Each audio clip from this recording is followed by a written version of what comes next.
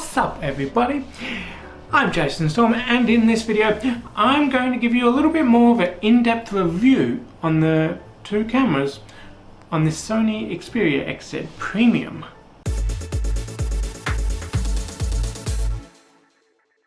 Now, I did a review on this phone not too long ago, and I said I was going to go a little bit more in-depth in the camera department. I didn't go too in-depth in the review, so here's me going a little bit more in-depth in the camera. First of all, let's get into the camera app and I'll show you the footage in a second.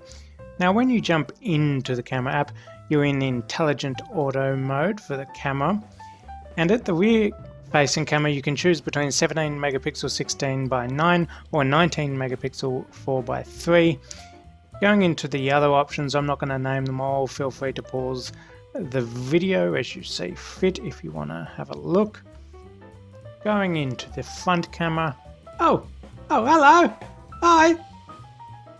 Going into the front camera, into the settings, that however has a resolution of 10 megapixels at 16:9 and 13 megapixels at 4:3.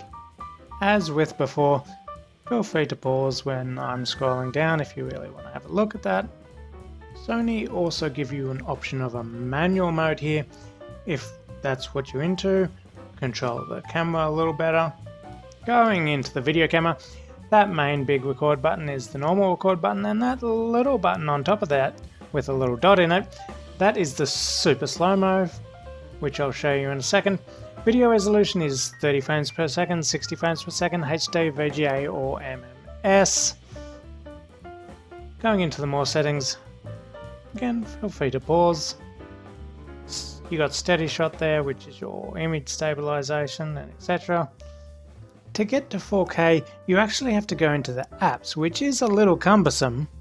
I would have thought it would be in the video, but as it turns out it isn't. Now, for 4K video, you get a recording file type of either H.264 or H.265. Most people choose H.264. In the 4K app, they also give you a settings mode to help you out with white balance and different things, so you can change that if you feel the need.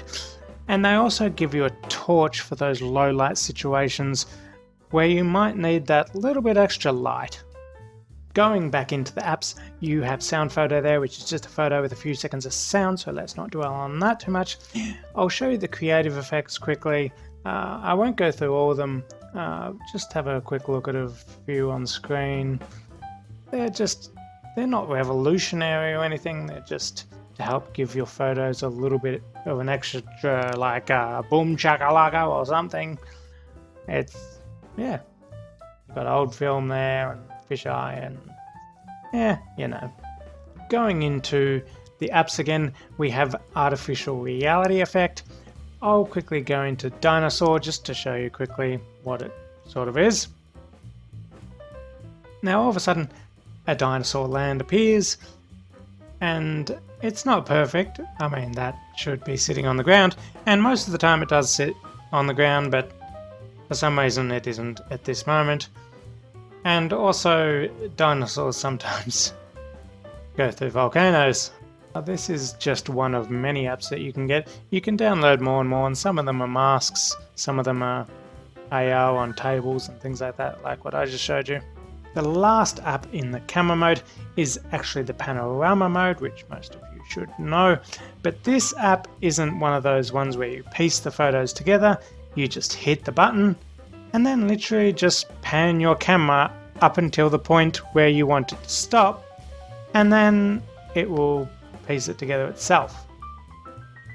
Onto image quality, I found outside the quality was actually quite good, colors were good, has a nice sort of bokeh effect in the background, and when it came to inside low light shots, I found it didn't have as much noise as some of the cameras I've used, but it did lack a little bit of detail, and it was also a little bit dark in some areas.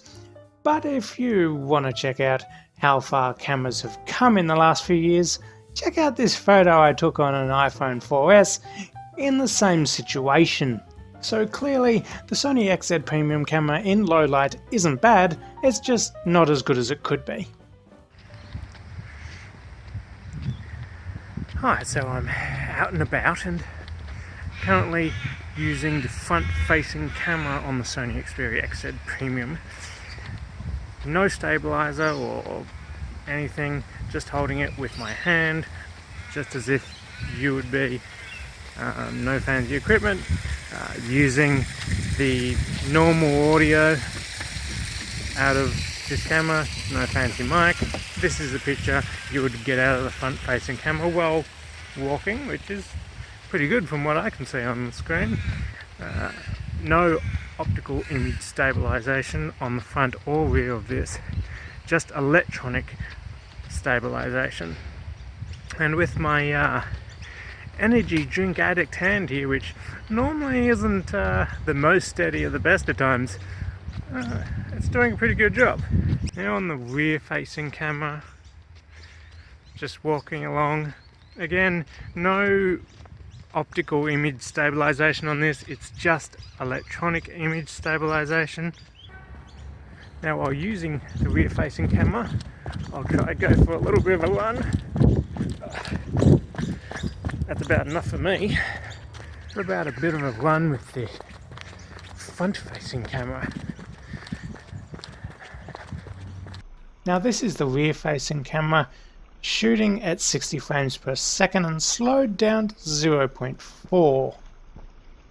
Okay, so now we're shooting in 4K on the Sony Xperia XZ Premium, and it only will shoot 4K on the rear camera, not the front. But this is the sort of image quality you'll get out of the 4K camera.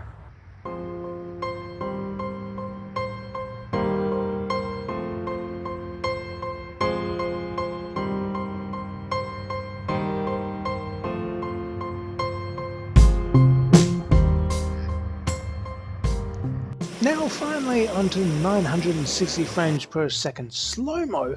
And oh, look at that! It's so beautiful!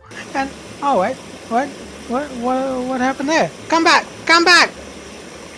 And that's just the problem with this 960 frame per second slow-mo. It looks great, but unfortunately you only get a very small amount of it.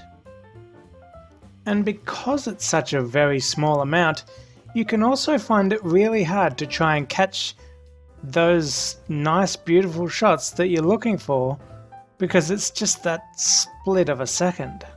But when you get them right, it looks beautiful.